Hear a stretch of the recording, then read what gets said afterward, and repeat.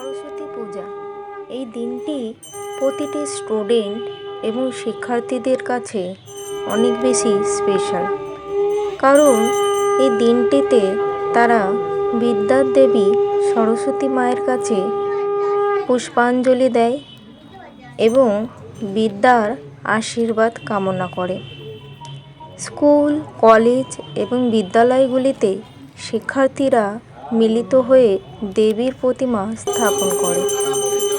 শিক্ষার্থীরা শিক্ষার্থীদের কাছ থেকে আশীর্বাদ নেয় এবং সবাই মিলে আনন্দ উৎসব পালন করে।